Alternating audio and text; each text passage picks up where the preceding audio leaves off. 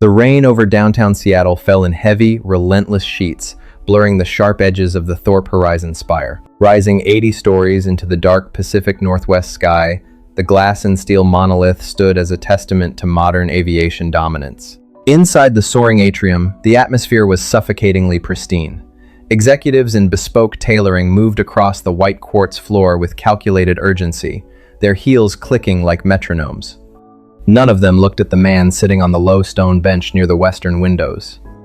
Garrett Vance was 32 years old, with broad shoulders that carried a permanent, invisible weight. His dark canvas jacket was damp from the walk from the transit station, and his leather boots showed the faint salt lines of a winter spent working on a remote airfield. He looked tired, the kind of exhaustion that goes deeper than bone. In his right hand, he held a faded manila folder containing an application for an entry-level fleet maintenance inspector position. His left hand was wrapped securely around the small, warm fingers of his 6-year-old daughter, Iris. Iris wore a bright yellow raincoat that was a size too small, her copper curls bouncing slightly as she kicked her feet. Tucked firmly under her arm was Pip, a tattered plush bluebird with a missing button eye. She looked up at the towering glass elevators ascending into the ceiling and then pulled Garrett's sleeve. "Daddy, is this where the big silver birds live?" Garrett looked up at the massive corporate logo mounted on the stone wall.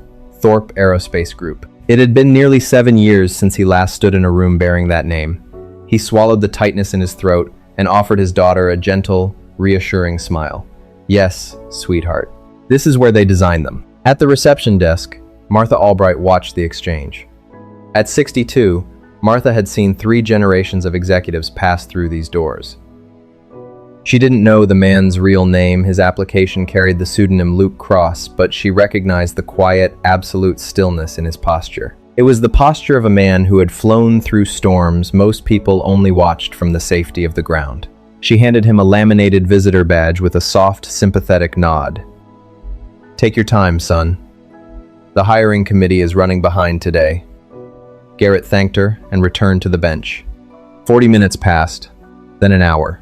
High-ranking vice presidents strolled past, casting fleeting, disapproving glances at the damp canvas jacket and the child playing quietly with a plush bird on the pristine quartz. A young administrative assistant paused nearby, her nose wrinkling as she looked at Iris's scuffed sneakers. "This isn't a playground," she muttered under her breath before walking away. Garrett didn't reply. He simply shifted his body slightly, placing himself between his daughter and the judgment of the room. Behind the double-paned smart glass of the second-floor mezzanine, a far more ruthless scene was unfolding. Vivian Thorpe, the 28-year-old CEO of the aerospace empire, sat at the head of a mahogany conference table. Her dark hair was pulled into a severe, flawless bun, her tailored emerald blazer projecting absolute control. To her left sat Reginald Cole, the chief operating officer, a man whose smile never reached his cold, calculating eyes. Across from him was Julian Sterling, a senior director who viewed every human being as either an asset or a liability. Julian glanced through the glass partition, his eyes locking onto the man and the little girl on the bench below. A thin, mocking smile touched his lips. "Look at that," Julian said, his voice carrying clearly across the quiet room. "Another broken-down grease monkey hoping for a handout. They think because they can change an alternator on a tractor, they belong in a cutting-edge hangar. It's pathetic." A few board members chuckled softly. Down in the lobby, Iris tilted her head, hearing the distant vibration of their laughter. She pressed her plush bluebird tighter against her chest and looked down at her shoes. Garrett's jaw tightened. His grip on the manila folder grew firm, his knuckles turning white. 10 years ago, the Thorpe Horizon Spire didn't exist. There had only been a drafty, corrugated metal hangar out in the high desert of Nevada, a brilliant young engineer, and a woman named Elena who had believed in a dream when no one else would. Garrett Vance hadn't inherited his knowledge. He had earned it in the belly of military transport planes and experimental cockpits, surviving on black coffee and the absolute certainty that aviation safety shouldn't belong only to the highest bidder. But tragedy had stripped that world away. Elena had passed away from a sudden illness when Iris was just an infant, and a subsequent training accident had claimed the life of Garrett's closest military brother. Broken by grief, Garrett had walked away from the sky, choosing obscurity to raise his daughter in peace. He had become a ghost in the industry he helped revolutionize.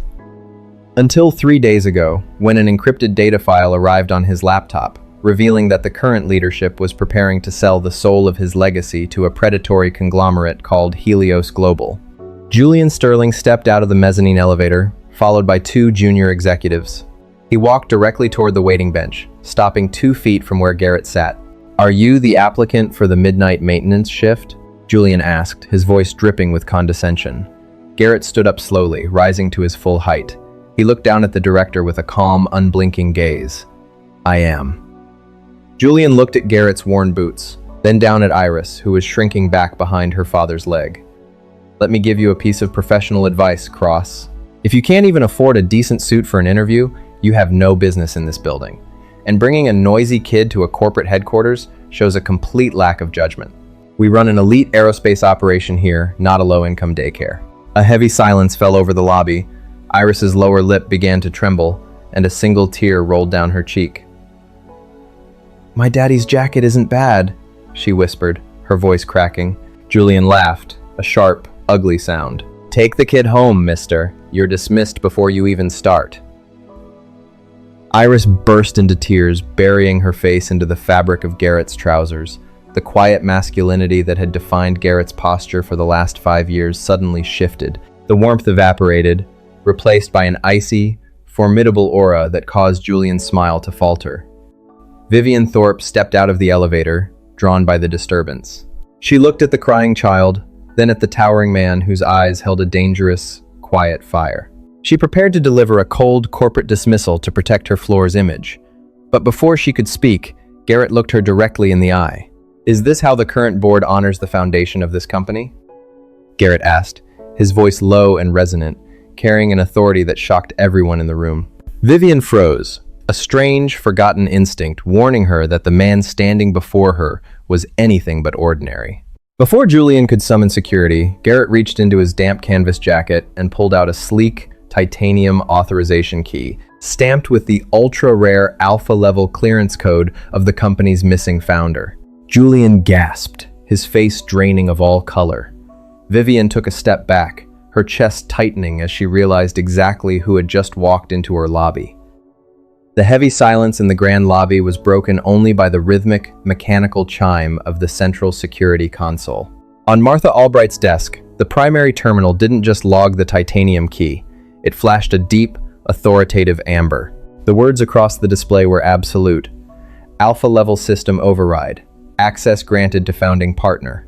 Julian Sterling staggered backward, his expensive leather briefcase slipping slightly from his fingers. His face, previously flushed with arrogant amusement, turned a brittle, chalky white. He looked from the flashing terminal to the giant of a man standing before him in a damp canvas jacket. "This is impossible," Julian stammered, his voice dropping an octave as he tried to regain his footing in front of the gathering crowd of employees. "The founder's seat has been legally dormant for 7 years. This is a security breach. It's a forged military-grade override. Guards, detain this man immediately." The 2 security officers who had been moving in to evict Garrett stopped dead in their tracks. They looked at the terminal, then at Garrett's steady, unblinking eyes. In the aviation world, an alpha clearance key wasn't just a piece of metal. It was an absolute command built into the digital bedrock of the corporation. To touch a holder of that key without authorization was a federal violation. They stepped back, their hands dropping to their sides. Garrett did not raise his voice. He shifted his stance, keeping Iris safely tucked behind his broad frame. The absolute calm radiating from him made the frantic movements of the directors look small, almost childish. "The encryption on this titanium key was written by my own hand in a Nevada hangar before you ever submitted a resume to this firm, Director Sterling," Garrett said, his tone low and resonant like the hum of a jet engine at idle. "If you truly believe it's a forgery, I suggest you call the Federal Cyber Division. I'm certain they would love to audit your recent private communications while they verify my signature." Julian's mouth opened, but no sound came out. The mention of private communications struck a visible nerve, causing his hands to tremble slightly. Vivian Thorpe stepped directly into the space between her director and the stranger. Her emerald blazer caught the pale light filtering through the rain-streaked glass. She was a woman who had spent her entire 20s learning how to freeze a room with a single look, but right now, her mind was racing. She knew the history of Thorpe Aerospace better than anyone. She knew that when her late father had built this empire, he hadn't done it alone. There had been a silent genius, a legendary military engineer who had walked away after a terrible loss, taking 51% of the voting power with him into the dark. Clear the lobby, Vivienne commanded, her voice cutting through the whispers of the gathering staff like a blade. Martha locked down the secondary elevators. Julian, get to the main presentation suite and stay there. But Vivienne and Julian began to protest. Now Julian, she snapped, her eyes never leaving Garrett's face. She turned to Garrett, her expression returning to its mask of cold, corporate indifference, though her fingers clutched her tablet tight enough to make her nails turn white. Mr. Vance, or should I call you Luke Cross? If you came here to make a scene in front of my staff, you've succeeded. If you came here for a professional conversation, my office is on the 80th floor. Garrett looked down at his daughter. Iris had stopped crying, but she was still clinging to his leg, her small fingers white as she held onto the tattered bluebird. The coldness of the corporate tower was terrifying to her. Garrett knelt down on the white quartz floor, completely ignoring the billionaire CEO and the staring executives. He took Iris's small face in his large, calloused hands and wiped a stray tear from her cheek with his thumb. "Hey, look at me, Pip Commander," Garrett whispered, his voice turning incredibly soft, a stark contrast to the iron tone he had used seconds prior. "Are we safe?" Iris sniffled, looking into her father's eyes, finding the absolute security she had known her entire life. The mean man was shouting, "Daddy!" "The mean man doesn't know how birds fly, sweetheart," Garrett said with a gentle smile that entirely transformed his rugged features. "We do. Remember what we talked about? The clouds always pass. Why don't we go upstairs and look at the big silver planes from the high windows?" Iris nodded slowly, pressing the plush bluebird against her dad's shoulder. "Okay, but stay close?" "Always," Garrett said. He stood up, his face hardening once more as he faced Vivienne Thorpe. "Lead the way, Chief Executive." The ride up the glass elevator was silent, save for the faint, high-altitude hum of the lift. Vivienne stood at the front, her back to Garrett, staring out at the Seattle skyline as it shrank beneath them. She could see the reflection in the glass. Garrett was not looking at the view. He was holding his daughter against his side, his arm acting as an impenetrable shield. Vivienne felt a strange, hollow ache in her chest. She had all the power in this building. She had an office that overlooked the clouds. But she realized, with a sudden and unsettling clarity, that if this entire tower were to collapse right now, there was no one who would wrap their arms around her the way this man wrapped his arms around his child. The elevator chimed as it reached the 80th floor. The door slid open to reveal a sprawling executive suite lined with mahogany and leather. But before Vivienne could step out, the heavy double doors of the boardroom opened, and Reginald Cole walked out. The chief operating officer stopped, a smooth, predatory smile spreading across his face as he looked at Garrett. Well, Reginald said, adjusting his silver silk tie. The ghost of Nevada finally decides to visit the house he abandoned. "Tell me, Garrett, did you come back because you ran out of money out there in the dirt, or did you just miss the sound of engines you're no longer cleared to build?"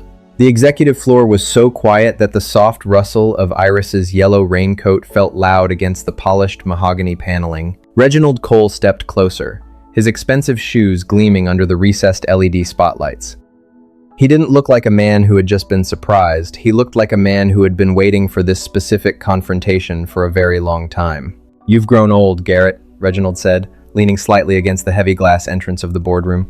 "And your taste in clothes hasn't improved. This is Thorpe Aerospace, not a surplus yard. I assume the little girl is the reason you've spent the last half-decade hiding in rural workshops, fixing single-engine prop planes for farmers?" Garrett stood perfectly still. His broad frame occupied the center of the corridor, completely blocking Reginald's view of Iris. The quiet masculinity that defined him didn't waver under the COO's taunts. He didn't tighten his fists or lean forward. He simply watched the man with the cold, diagnostic eye of an accident investigator. "The farmers in Nevada pay with honest money, Reginald," Garrett said, his voice flat and steady. "And their engines don't fail at 20,000 feet because someone decided to skimp on the titanium alloy for the turbine blades."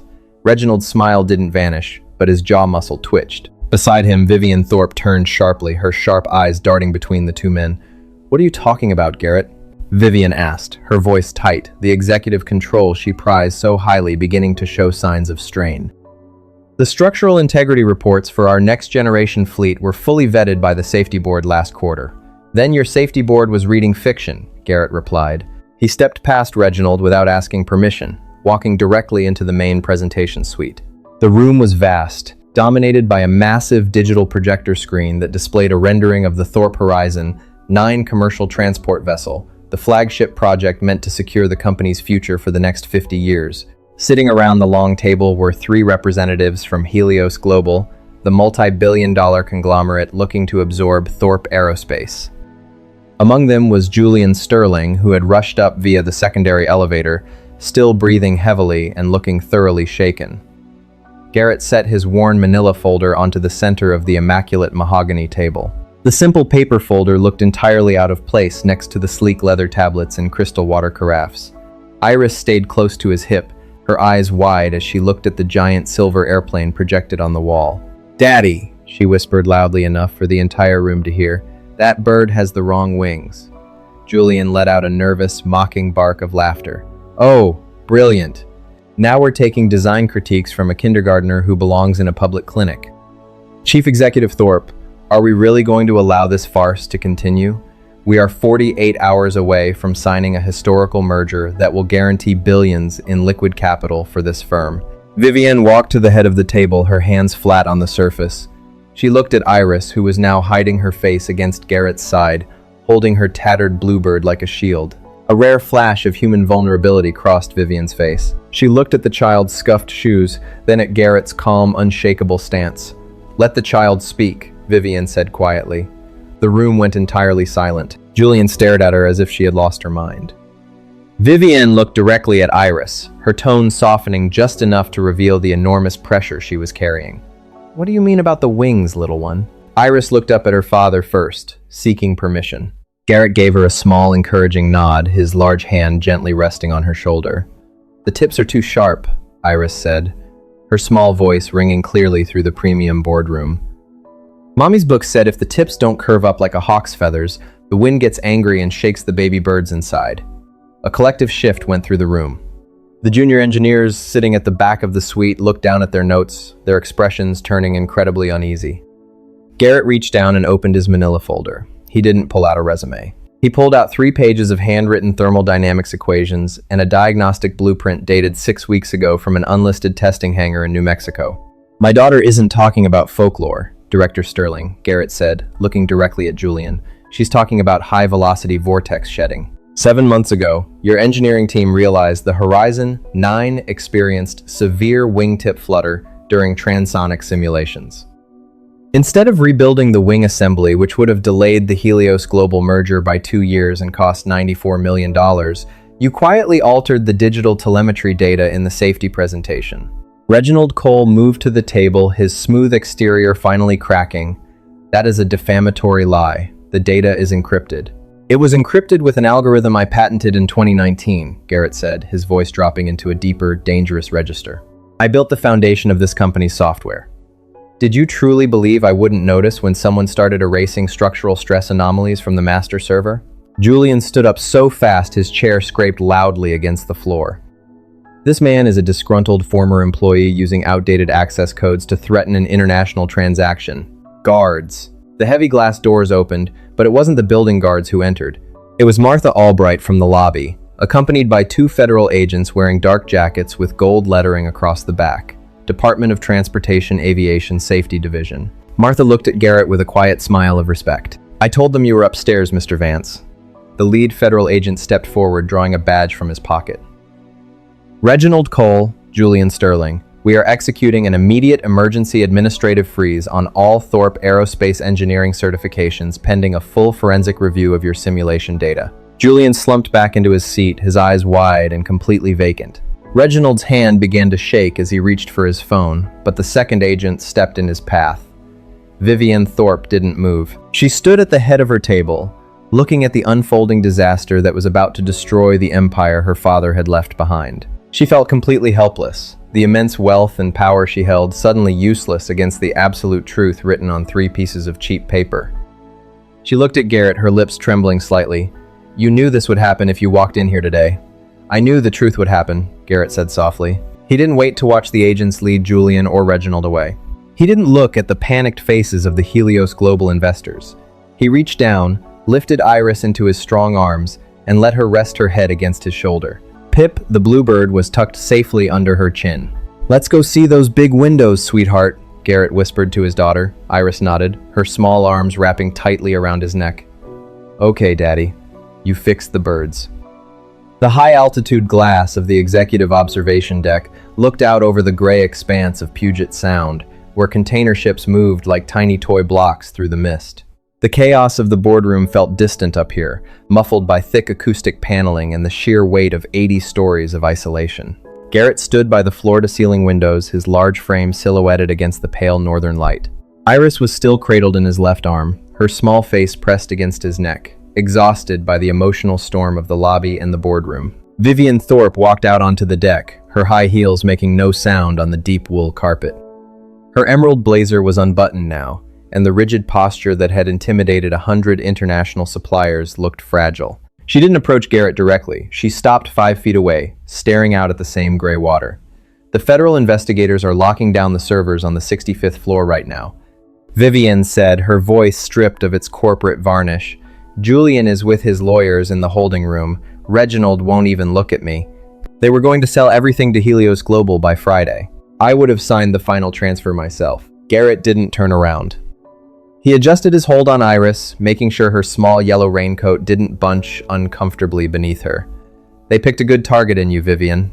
You were young, you were hungry to prove your father's legacy wasn't an accident, and you were too busy looking at the quarterly projections to look at the metallurgical reports. I trusted them, she said, her voice rising slightly, a rare flash of defensive fire cracking through her composure. Reginald was my father's friend. He sat at our dinner table when I was 12 years old. How was I supposed to know he was rewriting structural telemetry codes? By going down to the hangars, Garrett said calmly. He turned to face her, his gray eyes steady and unyielding. By getting grease under your fingernails. By talking to the mechanics who actually have to bolt the turbine housing together. Your father didn't build this company from a penthouse, Vivian. He built it in a metal shed with a welding torch in his hand and a cold cup of coffee on the workbench. Vivian looked down at her polished, manicured hands, then at the scuffed leather of Garrett's boots. The contrast was absolute. She had all the money in the world, an army of public relations managers, and a direct line to the governor's office, but standing in front of this man, she felt entirely impoverished. Before she could speak, the emergency alert system on her tablet began to beep with a high-pitched, urgent frequency. It wasn't a financial news alert or a legal notification. It was a primary systems failure alarm routed from the technical dispatch down at King County International Airport Boeing Field. Vivian tapped the screen with a trembling finger. Her face went from pale to entirely bloodless. Oh God. What is it? Garrett asked, his tone shifting instantly from detached criticism to sharp military alertness. The prototype, Vivian whispered, looking up at him with wide, panicked eyes. The Horizon, 9 aerodynamic test vessel. It's in the air right now, over the Cascades. They were running a low-altitude icing certification flight. The test crew, they don't have the updated telemetry. They don't know about the wingtip flutter. Garrett took the tablet from her hand without asking. His eyes scanned the scrolling data lines, his mind instantly translating the complex strings of code into physical reality. They're at 12,000 feet, entering a high-moisture thermal pocket. If the ice accumulates on the leading edge, it changes the chord line of the airfoil. It's going to trigger the flutter anomaly 40% faster than the simulated models predicted. Can we radio them? Can we tell them to land? Vivian was frantic now, her hands trembling violently. She was an executive who could negotiate a $100 million credit line without blinking, but faced with the immediate, visceral danger of human lives hanging by a digital thread, she was completely helpless. She looked at the tablet as if it were a bomb. The flight control software is on an automated diagnostic loop, Garrett said, his voice dropping into that low, grounded register that made the room feel stable despite the looming disaster. Reginald's patch locked out the manual override from the cockpit during test phases to prevent the pilots from bypassing the proprietary Helios logging system. They can't disconnect the autopilot without a hard command from the primary engineering mainframe here. But the feds just seized the mainframe on 65. Vivian cried, losing her grip on her public mask entirely. They disconnected the external relays to preserve the evidence. The ground control station can't talk to the plane's flight management computer. Iris stirred in Garrett's arms, awakened by the distress in Vivian's voice. She looked at the billionaire CEO, then reached out with her small hand, offering the tattered bluebird. "Don't cry, lady. Pip can share his blanket." The gesture was so pure, so entirely detached from the multi-billion-dollar stakes of the room, that Vivian felt a sob catch in her throat. She looked at the child, then at Garrett, realizing that the only safety available in this entire 70-story monument to human vanity was residing in the quiet strength of a single father who had tried to walk away from it all. Garrett handed Iris gently to Vivian. "Hold her," he commanded. Vivian froze. I don't know how to." "Hold her, Vivian," Garrett repeated, his voice an iron pillar. "Keep her safe. I need both hands." Vivian took the little girl into her arms, her expensive emerald jacket crinkling against the cheap yellow plastic of the raincoat. Iris didn't resist. She wrapped her small arms around Vivian's neck, pressing her soft cheek against the executive's shoulder. For the first time in her life, Vivian Thorpe felt the terrifying, beautiful weight of another human being depending entirely on her warmth. Garrett pulled the titanium alpha key from his pocket and walked directly to the observation deck's auxiliary environmental control panel. He ripped the plastic cover off the emergency maintenance port, exposing a raw, fiber-optic interface that connected directly to the building's central spine. "What are you doing?" Vivian asked, her voice hushed as she cradled Iris close. "I built the backup communication matrix for this tower in case of a cyber attack during the military transport bids," Garrett said, his fingers flying across the auxiliary keypad with blinding speed. "There's a direct laser line transceiver on the roof. It bypasses the 65th floor entirely. If I can patch into the satellite array before the prototype enters the high vibration zone, I can force a manual flight control reset from here." On the screen, the altitude reading for the horizon, 9 test flight began to flicker. 11,500 feet. The speed was increasing. The wind over the mountains was rising. Garrett didn't look at the clock. He didn't look at the panic on Vivian's face. He simply worked, his broad shoulders squared against the machine, a solitary engineer fighting to save the crew that his own legacy had placed in jeopardy. The auxiliary terminal hummed, casting a cold blue glow across Garrett's focused face. On the small display, the telemetry data for the Horizon 9 prototype was cascading in jagged, violent lines. The altitude was dropping through 11,000 feet. The structural sensor grids along the wings were flashing from cautious amber to a brilliant, terrifying crimson. High-velocity vortex shedding had begun. Vivian stood rigidly behind him, holding Iris close against her chest. The little girl had buried her face into the crook of Vivian's neck, her small thumbs clutching her plush bluebird. Vivian could feel the rapid, frantic heartbeat of the child, and for the first time, the cold, calculative metrics of the aerospace industry felt entirely meaningless. She wasn't looking at a liability, she was looking at a life. "Garrett," Vivian whispered, her voice trembling as she watched the data degrade.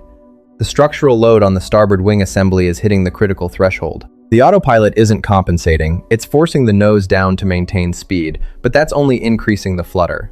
Reginald's code is treating the vibration as a sensor malfunction," Garrett said, his voice terrifyingly calm as his fingers stripped away layers of corporate firewall. "The system thinks the wings are stable, so it's ignoring the manual control inputs from the cockpit. The pilots are pulling back on the yokes with everything they've got, and the computer is fighting them every inch of the way." He didn't explain the complex aerodynamic algorithms. He didn't lecture her on the physics of transonic flutter. The danger was visual, immediate, and absolute. On the screen, a digital wireframe of the aircraft showed the wingtips twisting up and down like brittle plastic. Up on the roof of the Thorpe Horizon Spire, the primary laser line transceiver began to rotate, its motorized housing grinding against the heavy Seattle rain. Garrett was forcing the high-altitude dish to target a commercial communications satellite directly above the Cascade Mountains. It was a localized, brute-force data patch, an engineering trick that wasn't listed in any standard operating manual. Down on the 65th floor, the federal agents had completely isolated the primary mainframe, unaware that 80 stories above them, the ghost who built the system was rewriting the operational architecture on the fly. "The satellite link is establishing," Garrett muttered, a bead of sweat tracing down his jawline. "But the data corruption from Reginald's software is blocking the alpha-level command sequence. It's demanding a secondary physical authorization from the primary development lab. It needs a manual confirmation from the lead design engineer." Vivian's breath hitched. The lead design engineer was Julian Sterling. He's in federal custody downstairs. The secondary engineers are locked out by security. There's no one left who has the operational clearance to sign off on the override. Garrett didn't stop typing. The system doesn't just look for Julian's digital signature, Vivian. It looks for the original encryption seed. It looks for the person who built the core flight management logic. He reached into his pocket and pulled out a battered, scratched silver dog tag that hung from a heavy steel chain. It wasn't a standard military issue. It was an honorary token presented to him by the flight test squadron he had served with before his retirement. Stamped into the metal was an alphanumeric master recovery sequence, a sequence known only to him and the late founder of the firm. With a steady hand, Garrett typed the 32-character code into the auxiliary console. The terminal paused. A rotating white circle appeared on the screen, analyzing the input. Outside, a crack of thunder rattled the heavy glass windows of the observation deck, and the lights inside the penthouse flickered violently, dropping the room into near-total darkness before the emergency generators kicked in. Vivian gasped, her grip tightening around Iris. "Did we lose the connection?" Iris lifted her head from Vivian's shoulder, her large eyes looking at the flashing blue terminal and then up at her father. "Daddy is louder than the thunder," she said softly, her voice carrying an absolute, unquestioning faith. "He always wakes up the big birds." Garrett didn't look back. His eyes remained locked on the monitor. "Connection stable. The satellite has intercepted the prototype's flight path. Broadcast sequence initiating. Now." On the digital wireframe, a sudden burst of green text shattered the crimson warning boxes. "Alpha, override active. Master control restored." 300 miles away, over the snow-covered peaks of the mountains, the automated cockpit locks on the horizon.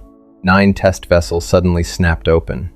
The autopilot disconnected with a loud mechanical chime, returning full hydraulic control to the terrified test pilots.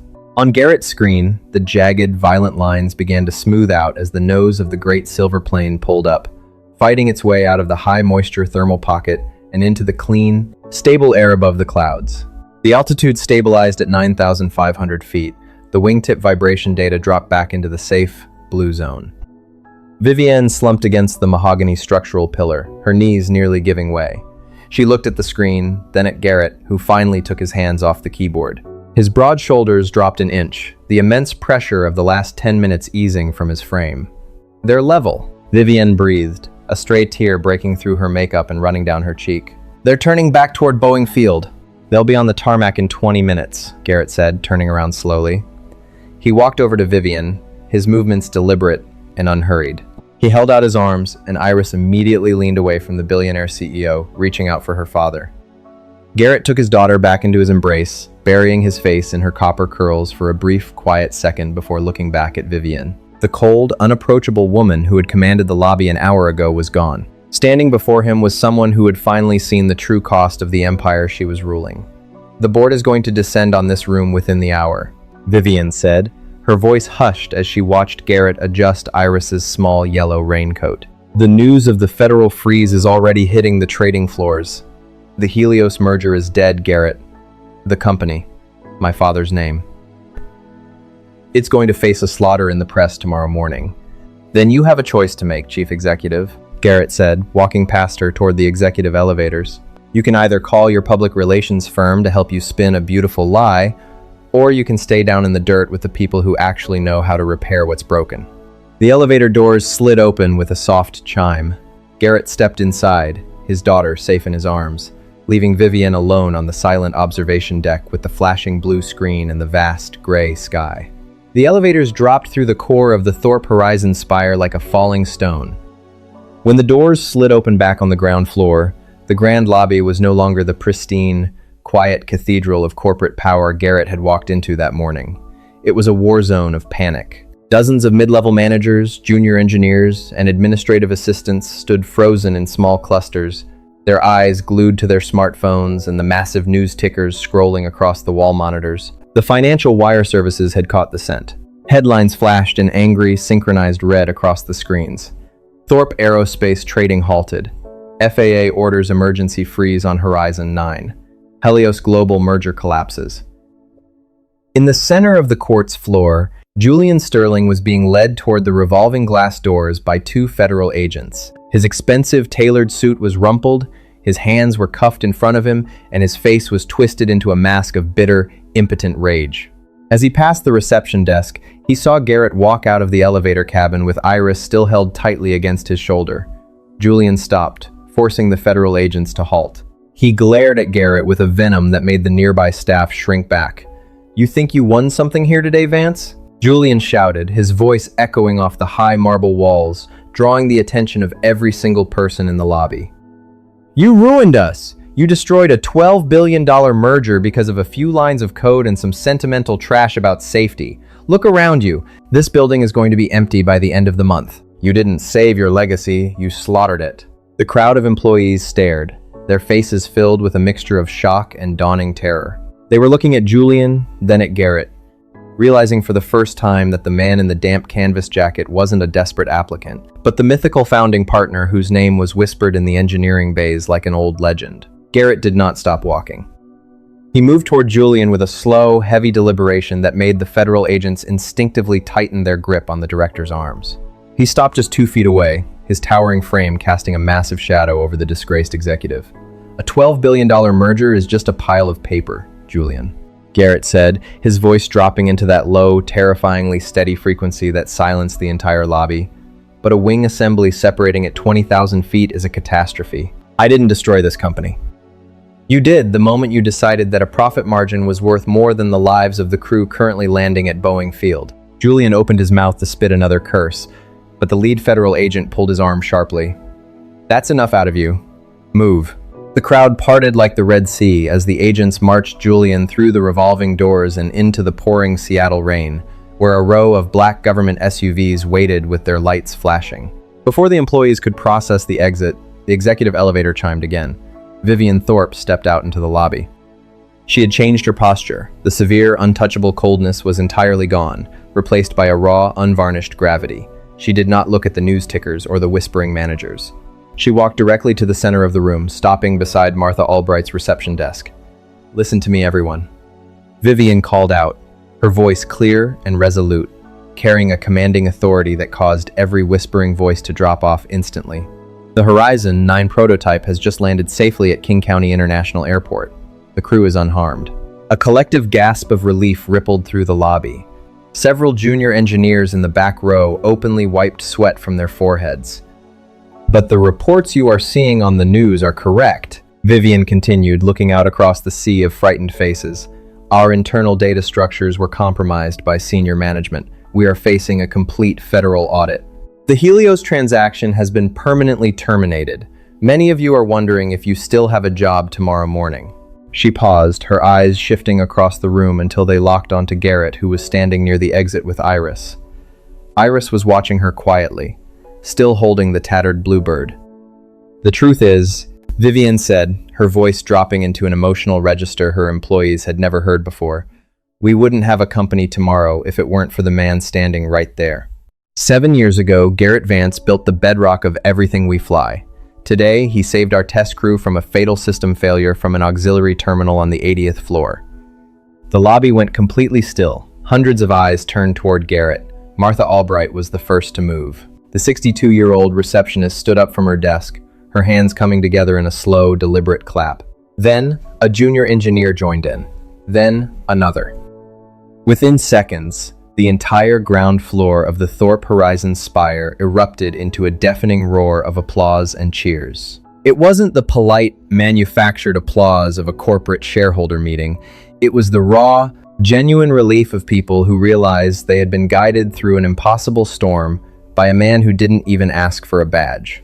Garrett stood in the center of the ovation, completely unfazed by the sudden adoration of the crowd. He didn't wave, he didn't smile, and he didn't give a speech. He simply adjusted his hold on Iris, ensuring the loud noise didn't startle her. Iris looked around at the clapping adults, then leaned close to her father's ear. "Daddy, they like your jacket now." A soft, genuine smile finally touched Garrett's lips, breaking through the iron discipline of his face. "I think they just like the big silver birds, sweetheart." Vivian walked through the crowd, stopping 3 feet from Garrett. The polished executive and the single father stood face to face in the center of the cheering lobby, the distance between their worlds suddenly collapsing into a profound, unspoken understanding. The applause slowly ebbed into a quiet, respectful hum as Garrett stepped toward the glass perimeter of the lobby. The heavy rain outside had begun to taper off, leaving the Seattle streets glistening under the pale evening light. Employees were still huddled near the monitors, but the atmosphere had shifted from blind panic to a focused, sober awe. Vivian followed him, her steps no longer carrying the aggressive click of a defensive corporate leader. She stopped near the western windows, watching Garrett gently lower Iris onto the same stone bench where their day had started.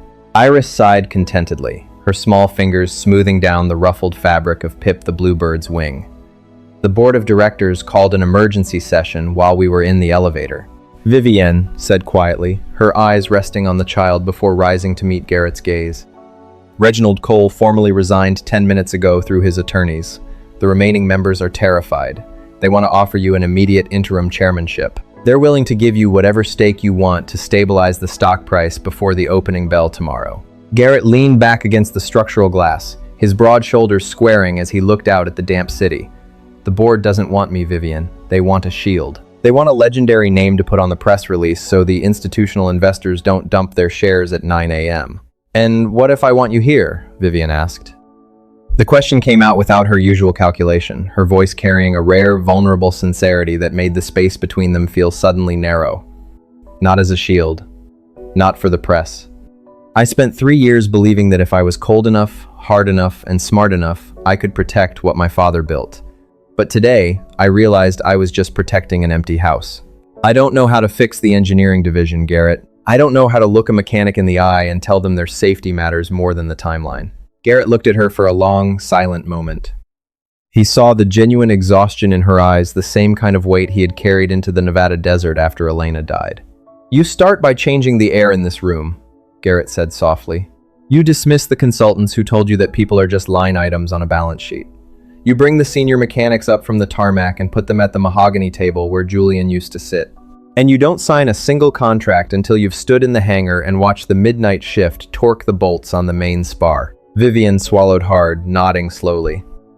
Will you help me do that? Before Garrett could answer, the glass doors of the lobby swung open, and an older man in a grease-stained, high-visibility jacket walked in, breathing heavily. It was Silas Miller, a legendary line chief. From the Boeing Field Maintenance Facility who had worked with Garrett's father 30 years ago, Silas took one look at Garrett, his weathered face breaking into a wide, emotional grin. I knew it, Silas roared, his booming voice drawing the attention of the remaining staff. The boys in the hangar said some ghost bypassed the main grid and pulled the Horizon 9 out of a terminal flutter from a penthouse terminal. I told them there was only one man alive who knew the software well enough to rewrite the stabilization loop on a live bird. Silas walked straight up to Garrett and threw a heavy, calloused arm around his shoulder, completely ignoring the billionaire CEO standing right next to them. You beautiful, stubborn son of a gun. You've been gone too long, Garrett. The hangars miss you, the sky misses you. Garrett offered the old line chief a rare, firm handshake, his grip tight. The prototype handled well on the recovery, Silas. Tell the boys they did good work keeping her together through the vibration zone. She handled well because your fingerprints are on the ribs, boy. Silas said, his eyes misting over slightly as he looked down at Iris. And who's this little angel? She's got her mother's copper hair, Garrett. Every bit of it. Iris looked up from her plush bird, giving Silas a small, shy wave. I'm Iris. My daddy fixed the silver birds today. He sure did, little lady, Silas said, his voice softening into a rough kindness. He sure did. Silas looked back at Vivian, his expression turning serious but respectful. Chief Executive, if this man is staying, the entire line stays with him. We'll work double shifts to tear down those wings and rebuild them right. But we work for him. Vivian looked at Silas, then at Garrett, a profound understanding settling over her. She realized that real authority couldn't be bought with a multi-billion-dollar Helios merger or enforced by a security detail. It was earned in the dirt through loyalty, truth, and the quiet strength of a man who protected his people. He's not going anywhere, Silas, Vivian said firmly, her eyes locked on Garrett with a silent plea. We're going to rebuild this company together. Garrett looked down at Iris, who was yawning widely, her small hand reaching out to tug his damp canvas sleeve. Daddy, I'm hungry. Can we go home now? Garrett knelt down, lifting his daughter back into his strong arms. He looked at Vivienne, the corners of his mouth lifting into a faint, grounded smile. The line chief and the engineers can wait until tomorrow morning, chief executive. Right now, the PIP commander needs a proper dinner. The morning in Seattle arrived not with the heavy rain of the day before, but with a crisp, breaking sunlight that split the clouds over the harbor. Inside the grand auditorium of the Thorpe Horizon Spire, the air was electric. More than 500 employees, mechanics in Navy coveralls, software designers in sweaters, and senior administrators, packed the rows of tiered seating. At the center of the stage stood a simple wooden lectern. There were no flashy corporate banners today, and no representatives from Helios Global. Vivian Thorpe walked out onto the stage first. She wore a simple, elegant, deep blue dress, her hair falling softly around her shoulders rather than pulled back into her usual severe bun. She looked at the massive crowd, took a steady breath, and spoke into the microphone without a single note in her hand. 7 years ago, this company lost its way because it forgot that an aircraft is only as strong as the integrity of the people who build it, Vivian said, her voice clear and resonant, echoing through the rafters. We chased margins, we trusted clean presentations, and we allowed arrogance to dictate our safety. Yesterday, we were given a second chance by a man who never wanted the spotlight, but who stepped into the storm when our lives depended on it. She turned toward the side of the stage, her face softening into a brilliant, genuine smile. It is my greatest privilege to welcome back the true architect of our future. Please welcome our new co-CEO and chief engineer, Garrett Vance. The auditorium erupted. Mechanics slammed their hands against the back of seats. Engineers cheered, and the applause rolled over the stage like thunder. Garrett walked out from the wings. He wasn't wearing a bespoke Italian suit. He wore a crisp, clean charcoal button-down shirt with the sleeves rolled up to his forearms, revealing the strong, capable hands that had rewritten aviation history the day before. He carried no folders, no slides, and no speeches. In the front row, Iris sat proudly next to Martha Albright, her small legs swinging off the edge of the premium plush seat. Tucked securely under her arm was Pip the Bluebird, wearing a tiny, makeshift, high-visibility vest that Martha had stitched for him that morning. Garrett stepped up to the lectern, raised a single hand, and the room fell into an instant, respectful silence. "We aren't going to spend today looking at stock charts," Garrett said, his low, grounded voice instantly settling the room. "The damage done by Julian Sterling and Reginald Cole will be handled by the federal courts, and every scrap of data they altered has already been deleted from our servers. Starting at noon today, the engineering floor belongs to the people who actually know how to build. We are breaking down the Horizon, 9 to its bare ribs. We will reshape the wingtips, we will rewrite the software, and we will not clear it for flight until every mechanic in this room is willing to put their own family on board." Another wave of cheers swept through the crowd. Garrett didn't linger in the applause. He walked directly off the stage, stepping down into the front row where Iris was waiting. As the crowd began to disperse to their newly reorganized stations, Vivian walked down the stairs to meet him. The cold barrier that had separated them 24 hours ago had entirely vanished. There was a quiet warmth between them now, a mutual respect born from surviving an impossible crisis together. "The board approved the new corporate charter," Vivian said softly, looking at him with a mixture of relief and admiration. 51% of the voting power is officially locked back into your name. No one can ever try to sell the soul of this company again. "We did it together, Vivian," Garrett said, his eyes holding hers with a steady, unblinking sincerity. "You stood by the line when it mattered most."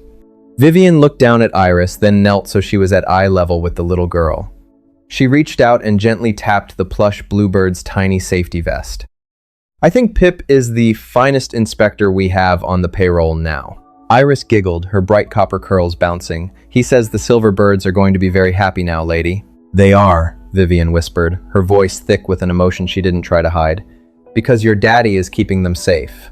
Garrett reached down and lifted Iris into his strong arms, his broad shoulders easily carrying the weight of his legacy and his future. Vivian stood beside him, her hand lightly resting against his forearm as they turned together toward the grand glass elevators.